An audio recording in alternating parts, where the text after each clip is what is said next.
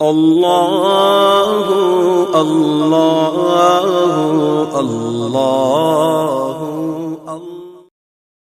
السلام علیکم ویورز، آج میں آپ کو بتاؤں گی ایسے کون سے 7 خوش نصیب آدمی ہیں جسے اللہ پاک بہت پسند کرتے ہیں۔ تو چلیے ویڈیو سٹارٹ کرتے ہیں۔ قیامت کے دن میں میرے نبی کریم صلی اللہ علیہ وسلم ارشاد فرماتے ہیں کہ اس دن تمام لوگوں کو جمع کیا جائے گا، ہر شخص اپنے اعمال کے بغدر پسینے میں ڈوبا ہوا ہوگا۔ کسی کا پسینہ پاؤں تک، کسی کا پیٹ تک اور کسی کا منہ تک آیا ہوگا۔ اس دن کے بارے میں قرآن پاک میں آیا ہے کہ جس دن اپنے آدمی اپنے بھائی سے، اپنی ماں سے، اپنے باپ سے، اپنی بیوی سے اور اپنی اولاد سے بھاگے گا، کیونکہ ان میں سے ہر ایک کو اس دن اپنی ایسی فکر پڑی ہوگی کہ ایک دوسرے کا ہوش نہیں ہوگا۔ اور وہ ایسے 7 خوش نصیب لوگ ہیں جس میں حدیث میں اللہ کے نبی کریم صلی اللہ علیہ وسلم نے فرمایا ہے کہ 7 لوگ ایسے ہیں جن کو اللہ تعالیٰ اس دن اپنے عرش کے سائے میں جگہ دیں گے۔ سبحان اللہ! جس دن اللہ کے سائے کے علاوہ کوئی اور سایہ نہیں ہوگا۔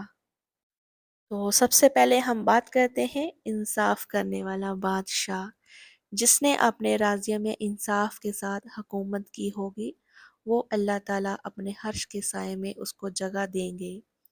جیسے کہ آج کل ہم دیکھتے ہیں کہ جن لوگوں کو حکومت ملی ہوتی ہے، ایک پورے ملک کا اس کو صدر بنایا جاتا ہے، ایک بادشاہ بنایا جاتا ہے، مگر وہ اپنی حکومت کے لوگوں کو بالکل بھی خوش نہیں رکھتا، اتنی کرپشن کرتا ہے کہ وہ اپنے گھر بھرتا ہے۔ وہ اپنے گھر تو وہ بھر رہا ہے مگر وہ کتنا بڑا گناہ کما رہا ہے۔ اور جو انسان انصاف کرتا ہے، اس کو اتنی رسپانسبلٹی ملی ہوتی ہے اس ملک کی، وہ اگر اپنے ملک کے لوگوں کو بھلا کرتا ہے، انصاف کرتا ہے، تو اللہ پاک اسے اپنے عرش میں سائے میں جگہ دیں گے۔ کتنی خوبصورت بات ہے یہ۔ اور نیکسٹ ہم بات کرتے ہیں وہ نوجوان جس نے اپنی پوری عمر اللہ تعالیٰ کی عبادت میں گزار دی۔ جوانی تو ایسی ہوتی ہے کہ جسم طاقت سے بھرا ہوتا ہے اور دل میں بڑی تمنائیں ہوتی ہے۔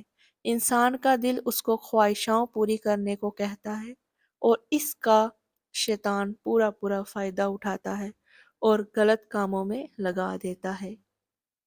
جس طرح آج کل آپ دیکھ ہی رہے ہو کہ ہم اپنا وقت کہاں اپنا خراب کرتے ہیں۔ موویز دیکھ لی، گانے سن لے، سوشل میڈیا پر، ٹک ٹاک پر، انسٹاگرام پر ناچ لیا، گھوم لیا، ہم اپنا وقت خراب کر رہے ہیں۔ لیکن ایسے وقت کو جو نوجوان شیطان کی بجائے اللہ تعالیٰ کی عبادت میں گزارتا ہے اور ہر لمحے دکان میں ہو یا مکان میں شریعت کے بتائے گئے حکم کے حساب سے ہی چلتا ہے، تو قیامت کے دن اسے عرش کا سایہ نصیب ہوگا۔ تیسرا وہ شخص ہے جو مسجد سے دل لگائے رکھتا ہو، یعنی نماز کے وقت کا خیال رکھتا ہو۔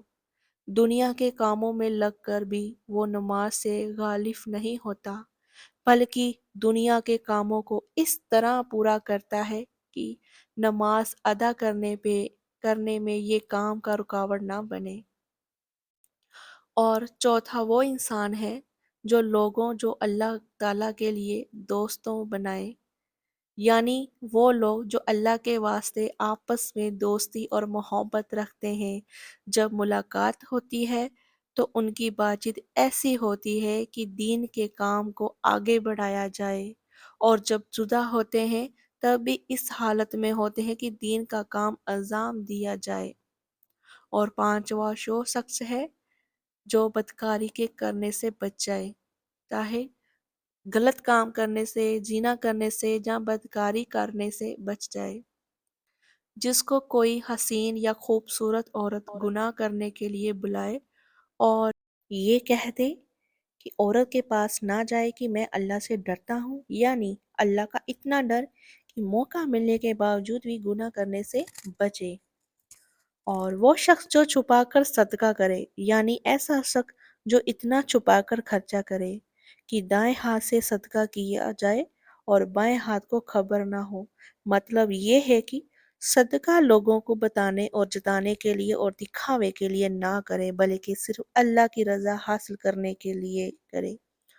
مگر آج کل آپ دیکھ رہے ہوں گے کہ صدقہ لوگ پہلے ویڈیو بناتے ہیں پھر صدقہ دیتے ہیں کہ ہم یہ صدقہ دینے لگے۔